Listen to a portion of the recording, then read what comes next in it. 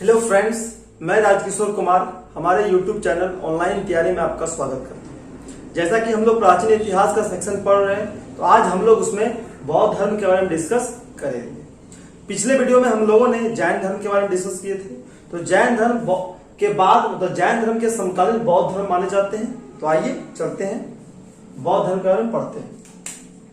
तो बौद्ध धर्म के संस्थापक कौन है? तो गौतम बुद्ध है। इनका जन्म कब हुआ? इनका जन्म 563 ईसा पूर्व में हुआ। मैं लिख देता हूं, 563 ईसा पूर्व में गौतम बुद्ध का जन्म हुआ। कहां पे हुआ? तो कपिलवस्तु के लुम्बिनी वन में हुआ। ये कपिलवस्तु वर्तमान में कहां है? तो वर्तमान नेपाल में है, और उस समय भारत का ही भाग था, यूपी में था। पिता का नाम सुदोधन है। कपिलवस्तु के शाक्यगण के प्रधान थे। कौन थे? तो कपिलवस्तु के शाक्यगण के प्रधान सिद्धार्थ के पिता सुदोधन थे। क्षत्रिय कुल के थे। माता का नाम महामाया देवी था, महामाया देवी। और महामाया देवी की मृत्यु हो जाती है जब गौतम बुद्ध 7 दिन के रहते हैं। तो जब इनकी मृत्यु हो जाती है तो गौतम बुद्ध का पालन पोषण कौन करता है? तो उनकी मौसी करती है, जिसका नाम प्रजापति गौतमी। मौसी का नाम क्या था? प्रजापति गौतमी ही सिद्धार्थ का पालन पोषण करती है। विवाह 16 वर्ष की अवस्था में हो जाता है। पत्नी के नाम यशोधरा। उस पत्नी से एक पुत्र होता है जिसका नाम राहुल था। 29 वर्ष की अवस्था में उन्होंने गृह त्याग दिया। तो क्यों त्यागा? तो उसका रीजन है, जब गौतम बुद्ध मतलब सिद्धार्थ कपिलवस्तु की सैर करने निकले तो उन्होंने 4 दृश्य देखे। कितने दृश्य देखे? 4 दृश्य देखे। कौन कौन से दृश्य देखे? उन्होंने एक बीमार व्यक्ति को देखा, एक वृद्ध को देखा, एक सन्यासी को देखा, और एक मृतक शरीर, एक शव को देखा। तो इन सारी 4 घटनाओं को देखने के बाद उनके मन में बहुत सारे प्रश्न उठने लगे। उनके मन में प्रश्न उठा कि ये शव क्या होता है। तो उसके साथ जो सारथी गए थे उन्होंने बताया कि जितने भी प्राणी हैं उनको एक ना एक दिन मरना है। ये वृद्ध व्यक्ति क्या है? तो उन्होंने बताया कि वृद्ध एक अवस्था है, मैं जितने प्राणी हैं सब इस अवस्था को से गुजरेंगे, इसके बाद मृत्यु एक अटल सत्य है। उन्होंने एक सन्यासी को देखा जो बहुत खुश था। क्या था? बहुत खुश था। जब पूछा गौतम बुद्ध अपने सारथी से कि सन्यासी खुश क्यों है, तो उन्होंने बताया कि ये संसारिक दुखों से अलग है। इसने अपने जितने भी तृष्णा है, इच्छा है, लालसा है, सबको ये खत्म कर चुके हैं, इस पर विजय प्राप्त कर ली, इसलिए सन्यासी बहुत खुश है। तो उन्होंने जवाब दिया, क्या मैं सन्यासी बनूंगा तो मैं खुश हो जाऊंगा? तो इन बहुत सारे प्रश्नों से वे घिर चुके जब ये 4 दृश्य देखे। जब वे घर आए, जब घर लौटकर आए, तो यही 4 दृश्य उनके मन में आया कि मैं भी वृद्ध होऊंगा, मैं भी मर जाऊंगा, तो ये जितने भी सुख सुविधाएं हैं ये किस काम के? तो सन्यासी जो इससे बेहतर है कि जो सन्यासी अपने दुख, अपने जो इच्छा लालसा है उसको खत्म कर लेगा, सन्यासी बन जाएगा, तो उससे क्या होगा? उससे व्यक्ति खुश रहेगा। एक दिन ना एक दिन हमें भी मरना है। तो इन सारे प्रश्नों से वे उलझे हुए थे। 29 वर्ष की अवस्था में इन्हीं प्रश्नों के उलझने के कारण उन्होंने क्या कर दिया? गृह त्याग दिया। जब गृह त्यागा तो उन्हें बौद्ध धर्म में उन्हें महाभिनिष्क्रमण कहा गया। क्या कहा गया? महाभिनिष्क्रमण कहा गया। उसके गुरु का क्या नाम था? प्रथम गुरु कौन हुए? सिद्धार्थ के अलार कलाम हुए। ज्ञान प्राप्ति कब हुई? तो 29 वर्ष की अवस्था में उन्होंने घर त्याग किया। 6 वर्ष बाद उन्हें ज्ञान की प्राप्ति हुई। तो 35 वर्ष की अवस्था में उन्हें ज्ञान की 6 वर्ष बाद उन्हें ज्ञान की प्राप्ति हुई। जब उन्हें ज्ञान की प्राप्ति हुई तब से उन्हें बुद्ध कहा जाने लगा। क्या कहा जाने लगा? बुद्ध कहा जाने लगा। ज्ञान कहां पे हुआ प्राप्ति? तो बोध गया में हुआ। किस नदी किनारे? तो निरंजना नदी के किनारे, जिसे फल्गु नदी भी कहते हैं। किस वृक्ष के नीचे? पीपल वृक्ष के नीचे। और जैन धर्म में महावीर को ज्ञान की प्राप्ति कहां हुई? तो जराम्भी गांव ऋजुपालिका नदी के तट किनारे और साल वृक्ष के नीचे। और इसके विपरीत गौतम बुद्ध को बोध गया में ज्ञान की प्राप्ति हुई निरंजना नदी के किनारे और पीपल वृक्ष के नीचे। ठीक है। इसने प्रथम उपदेश कहाँ दिया? तो प्रथम उपदेश सारनाथ में दिया। और अपने जितने भी उपदेश दिए किस भाषा में दिए? तो पाली जो बोलचाल की भाषा वहां थी, तो अपने बोलचाल की भाषा, जन साधारण की भाषा पाली में सारे उपदेश दिए। उनके शिष्य का नाम क्या था? उनके जो प्रमुख शिष्य थे आनंद थे और उपाली थे। ठीक है, उन्होंने अपने उपदेश किन किन प्रदेशों में दिया? तो काशी में दिया, मगध में दिया, शाक्य में दिया, अंग में दिया, मल्ल में दिया, वज्जी में दिया और कौशल में दिया। और सबसे ज्यादा उपदेश किस प्रदेश में दिया? तो कौशल की राजधानी श्रावस्ती में दिया। तो श्रावस्ती में गौतम बुद्ध सबसे ज्यादा उपदेश दिए। श्रावस्ती। जीवनकांत मतलब मृत्यु कब हुआ? तो 563 ईसा पूर्व में जन्म हुआ, 483 ईसा पूर्व में इनकी मृत्यु हो गई 80 वर्ष की अवस्था में। कहां पे हुआ? तो कुशीनगर यूपी में हुआ। जब उनकी मृत्यु हुई तब बौद्ध धर्म में उसे क्या कहा जाने लगा? तो महापरिनिर्वाण। जब वो घर से निकले तो महाभिनिष्क्रमण, जब उनकी मृत्यु हुई तो महापरिनिर्वाण, और जब वो उपदेश, प्रथम उपदेश को धर्म चक्र प्रवर्तन बौद्ध धर्म में कहते हैं। जब उनकी मृत्यु हुई तो उन्हें महापरिनिर्वाण कहा गया। और महापरिनिर्वाण का अर्थ क्या है? तो दीपक का बुझ जाना। क्या अर्थ है? दीपक का बुझ जाना। एक यहाँ इंटरेस्टिंग फैक्ट है कि जन्म उसका हुआ वैशाख पूर्णिमा में, उन्हें ज्ञान की प्राप्ति हुई वैशाख पूर्णिमा के दिन, उन्हें मृत्यु वैशाख पूर्णिमा के दिन ही हुई। तो जन्म, ज्ञान और मृत्यु तीनों वैशाख पूर्णिमा के दिन ही हुआ, और उस दिन को ही बुद्ध पूर्णिमा मनाई जाती है। नेक्स्ट देखते हैं बुद्ध के जीवन से संबंधित चिन्ह। घटना क्या थी? तो घटना जन्म था।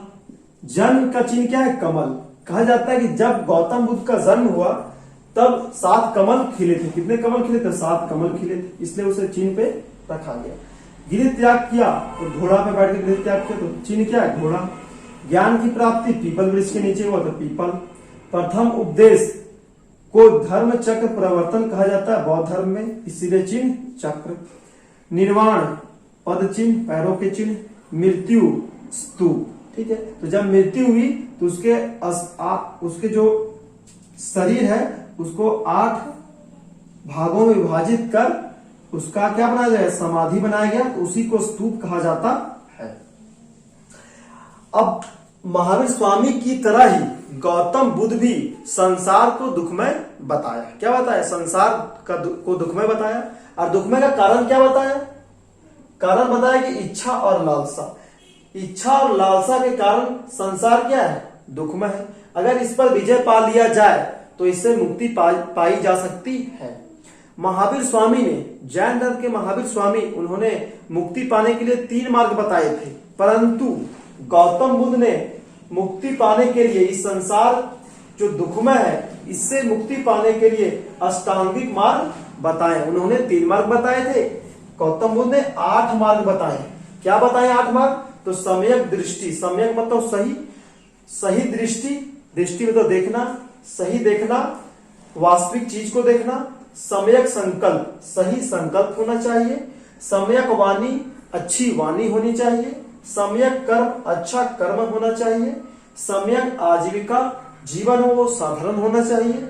सम्यक व्यायाम, अपने मन और अपने शरीर की जो क्रिया है उसमें क्या होना चाहिए? अनुशासन होना चाहिए। सम्यक स्मृति, जो हमारे मन में जो सोचने समझने की जो शक्ति है उसमें क्या होना चाहिए? वो अच्छी होनी चाहिए। सम्यक समाधि, इसका अर्थ क्या है? तो मन की एकाग्रता। मन में क्या होना चाहिए? मन एकाग्र होना चाहिए, तो सम्यक समाधि। तो बुद्ध ने बताया कि संसार दुखमय है और कारण है इच्छा और लालसा। इस पर विजय पा ली जाए तो ये संसार से मुक्ति पाई जा सकती है, परंतु मुक्ति पाने के लिए उन्होंने अष्टांगिक मार्ग बताए। ये 8 मार्ग के द्वारा संसार में जो दुखमय है इनसे निजात पाया जा सकता है। ठीक है, नेक्स्ट देखते हैं। बुद्ध ने एक संघ की स्थापना की। बुद्ध ने क्या एक संघ की स्थापना की? उस संघ की स्थापना की और बुद्ध ने क्या कहा? उस संघ के लिए क्या है? वो खुला है, सभी के लिए प्रवेश है। कोई भी जाति लिंग के आधार पर प्रवेश नहीं था, सभी के लिए वो क्या है? संघ खुला है। उसके 3 अंग थे। कितने अंग थे? 3 अंग थे। कौन कौन अंग थे? तो बुद्ध, प्रथम पहला बुद्ध, दूसरा संघ और तीसरा धम्म। तो बुद्ध एक संघ की स्थापना किए। वो संघ सभी के लिए खुला था और वो संघ में 3 अंग थे। पहला बुद्ध, दूसरा संघ और तीसरा धम्म। ये बुद्ध के त्रिरत्न भी कहे जा सकते। नेक्स्ट है बौद्ध धर्म का सिद्धांत क्या था। तो ईश्वर आत्मा को नहीं मानता था। जिस प्रकार से जैन धर्म में सिद्धांत था उसी प्रकार का ईश्वर और आत्मा को नहीं मानता है, पुनर्जन्म को मानता है, कर्मवाद में विश्वास रखता है, वर्ण व्यवस्था की निंदा करता है। जो उत्तर वैदिक काल में जो चल रहा था वर्ण व्यवस्था, ब्राह्मण क्षत्रिय वैश्य शूद्र, उसकी निंदा करता है। उनका कहना था कि वर्ण जन्म के आधार पर होना चाहिए, परंतु बौद्ध धर्म या गौतम बुद्ध कहना था कि वर्ण व्यवस्था कर्म के आधार पर होनी चाहिए, इसलिए वर्ण व्यवस्था की निंदा की।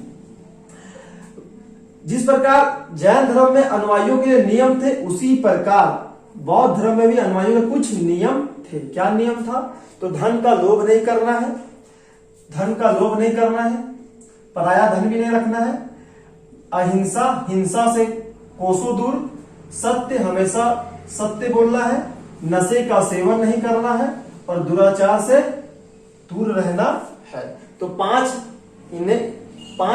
जो उनके नियम थे, सत्य, अहिंसा, अस्तेय, अपरिग्रह और ब्रह्मचर्य, उसी प्रकार यह भी नियम है कि धन का लोभ नहीं करना है, हिंसा नहीं करना है, सदा सत्य बोलना है, नशे का सेवन नहीं करना है, दुराचार से दूर रहना है। तो गौतम बुद्ध की मृत्यु के बाद लगभग जब मृत्यु हुई, तो जब मृत्यु के उसी वर्ष प्रथम संगीतियां हुई। तो बौद्ध संगीतियां हुई, 4 संगीतियां हुई। क्यों संगीतियां हुई? तो इनके जितने भी उपदेश हुए तो उनके प्रचार प्रसार के लिए बौद्ध संगीतियां हुई। तो जब गौतम बुद्ध की मृत्यु हुई तो उसी वर्ष एक संगीति हुई, फर्स्ट संगीति। कहां पे हुई, कब हुई? तो गौतम बुद्ध की मृत्यु 483 BC में हुआ, कुशीनगर यूपी में। तो उसी वर्ष प्रथम संगीति हुई 483 BC में। कहां पे हुई? तो राजगिरी में हुई। इसके अध्यक्ष कौन थे? तो महाकश्यप अध्यक्ष थे। शासक कौन था? तो अजातशत्रु। अजातशत्रु कहां का शासक था? तो मगध का शासक था। ठीक है, किस वंश का शासक था? तो हर्यक वंश का शासक था। किसका पुत्र था? तो बिंबिसार का पुत्र। ठीक है, महत्वपूर्ण बिंदु क्या थे? तो प्रथम संगीति 483 BC में राजगिरी में महाकश्यप की अध्यक्षता में, और शासक कौन था? अजातशत्रु। महत्वपूर्ण बिंदु क्या है? तो सूत पिटक और विनय पिटक का संकलन। सूत पिटक और विनय पिटक यहां पे देखेंगे। द्वितीय संगीति, इसके 100 वर्षों बाद द्वितीय संगीति 383 BC में। पहला हुआ 483 BC में। कहां पे हुआ? राजगिरी में हुआ। ठीक है, दूसरा हुआ 383 BC में वैशाली में। ठीक है, अध्यक्षता कौन कर रहा था? सभा कामी। शासक कौन था? काला शोक। कौन था? काला शोक शिशु नाग वंश का शासक था। अगला नेक्स्ट देखते हैं, तृतीय संगीति कब हुआ? तो 250 BC में हुआ। ठीक है, कहां पे हुआ? तो पाटलिपुत्र में हुआ। ये तीनों बिहार में, तब तीनों बिहार में हुआ। तो पाटलिपुत्र में हुआ। अध्यक्ष कौन था? तो मोगलीपुत्र 30 अध्यक्ष थे। शासक वंश कौन था? अशोक था। किस वंश से था? तो मौर्य वंश से था। इसमें क्या हुआ? इस तृतीय संगीति में अभिधम पिटक का संकलन हुआ। नेक्स्ट नीचे पढ़ेंगे अभिधम पिटक, सूत पिटक और विनय पिटक के बारे में। चतुर्थ संगीति कब हुआ? तो इसमें विवादास्पद है। किसी में 108 लिखा रहता है, किसी में 95 लिखा रहता है। तो मैंने यहाँ 72 ईस्वी लिखा है। चतुर्थ संगीति 72 ईस्वी, एक ऐसा संगीति जो ईस्वी में हुआ। ये तीनों ईसापुर में हुआ। ईसापुर ये ईस्वी में हुआ। अभी 2020 चल रहा है, तो ये भी 72 ईस्वी में हुआ था चतुर्थ संगीति। ठीक है, कहां पे हुआ था? तो कुंडलवन कश्मीर में हुआ। इसके अध्यक्ष और उपाध्यक्ष 2 अलग थे। अध्यक्ष थे वसुमित्र और उपाध्यक्ष अश्वघोष। ठीक है, किसके शासन काल में हुआ? तो कनिष्क के शासन काल में हुआ। इस वंश के थे, कुषाण वंश के थे। ठीक है, इसमें क्या हुआ? तो बौद्ध धर्म का विभाजन हो गया 2 में, एक हीनयान और एक महायान, जो हम लोग नेक्स्ट वीडियो में देखेंगे। अब नेक्स्ट देखते हैं बुद्ध के उपदेश। क्या उपदेश? उन्हें ज्ञान की प्राप्ति 35 वर्ष में हो गया। ठीक है, 80 वर्ष में इनकी मृत्यु हो गई। इतने सालों तक उन्हें उपदेश दिए। तो बुद्ध के उपदेशों को संग्रहित किया गया और 3 भागों में विभाजित किया गया। कितने भागों में? 3 भागों में। नाम क्या दिया गया? तो सूत पिटक, सुत पिटक, विनय पिटक और अभिधम पिटक। तो सुत पिटक में क्या है? तो बुद्ध के उपदेशों का संकलन है। क्या है? उपदेशों का संकलन। वो जहां जहां जिन जिन प्रदेशों में उपदेश दिए उनका संकलन है सुत पिटक में। किसने लिखा? तो आनंद ने लिखा। विनय पिटक में क्या है? तो बौद्ध संघ के आचार विचार और नियम का वर्णन है विनय पिटक में, कि क्या विचार होने चाहिए, किस प्रकार से रहन सहन होना चाहिए, क्या सिद्धांत होना चाहिए। आप बौद्ध संघ से जुड़ना चाहते हैं तो नियम क्या है? तो बौद्ध संघ के आचार विचार और नियम का संकलन विनय पिटक में है। अभिधम पिटक में क्या है? तो दार्शनिक विचार का संकलन है अभिधम पिटक में। सबसे बड़ा पिटक सुत पिटक, ठीक है, जिसमें बुद्ध के उपदेशों का संकलन है, जो सबसे इंपॉर्टेंट है। और किसने लिखा? आनंद, जो उसके प्रिय शिष्य थे। नेक्स्ट देखते हैं भारत के विभिन्न, अब मैंने यहां लिखा है सूत पिटक और विनय पिटक का संकलन, यही सूत पिटक और विनय पिटक। तो सूत पिटक और विनय पिटक का संकलन कब हुआ? तो प्रथम संगीति में हुआ। और अभिधम पिटक का संकलन कब हुआ? तो तृतीय संगीति में हुआ। कब हुआ? तृतीय संगीति में। सूत पिटक बुद्ध के उपदेशों का संकलन, विनय पिटक बौद्ध संघ के आचार विचार और नियम का संकलन, अभिधम पिटक दार्शनिक विचार का संकलन। अब नेक्स्ट देखते हैं भारत के विभिन्न भागों में, मैंने यहां लिखा है इंपॉर्टेंट, कि भारत के विभिन्न भागों में बौद्ध मठ स्थापित किए। क्या स्थापित किए गए? बौद्ध मठ। धीरे धीरे समय बीतता गया, इसके बाद बौद्ध मठ शिक्षा के लिए, तो बौद्ध मठ स्थापित किए गए।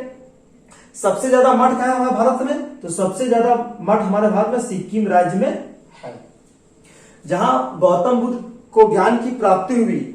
उस मठ को क्या कहते हैं? बोधि मंडा मठ। बोध गया में है, बिहार में उन्हें ज्ञान की प्राप्ति हुई पीपल वृक्ष के नीचे, तो उस मठ को क्या नाम दिया गया? बोधि मंडा मठ।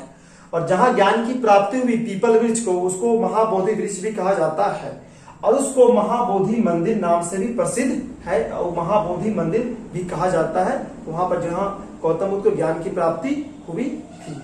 तो आज हम लोगों ने देखा गौतम बुद्ध का जन्म, उससे संबंधित चिन्ह, संसार दुख में है, उसने अष्टांगिक मार्ग, जो सबसे इंपॉर्टेंट है, गौतम बुद्ध ने अष्टांगिक मार्ग दिए, इनके बारे में डिस्कस किए। बुद्ध ने एक संघ की स्थापना की जिसके 3 अंग थे, बुद्ध, संघ और धम्म। इसे त्रिरत्न भी, बुद्ध के त्रिरत्न भी कहा जाता है। बौद्ध धर्म का सिद्धांत ईश्वर को नहीं मानता था, पुनर्जन्म में विश्वास करता था, कर्मवाद में विश्वास करता था, वर्ण व्यवस्था की निंदा की। अनुयायियों के लिए कुछ नियम थे। इसके बौद्ध संगीतियां 4 संगीतियां हुई। उनकी गौतम बुद्ध की मृत्यु के एक उसी साल प्रथम संगीति हुई, 100 वर्ष बाद द्वितीय संगीति हुई, 250 BC में तृतीय संगीति हुई, और एक लास्ट संगीति जो ईस्वी में हुआ, ये ईसा पूर्व में हुआ, ये ईस्वी में 72 ईस्वी में कुंडलवन कश्मीर में हुआ, ठीक है।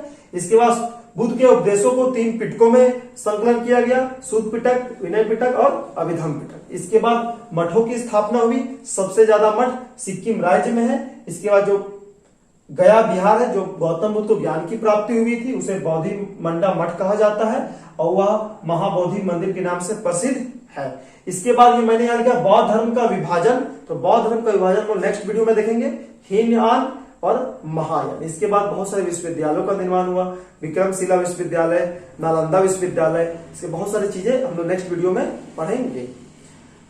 तो आज की वीडियो को यहीं समाप्त करते हैं। अगर आपको वीडियो पसंद आए तो लाइक जरूर करें, वीडियो को शेयर कर दे, चैनल को सब्सक्राइब कर ले। ऑनलाइन तैयारी। फिर मिलते हैं अगले वीडियो में, तब तक के लिए बहुत बहुत धन्यवाद। जय हिंद।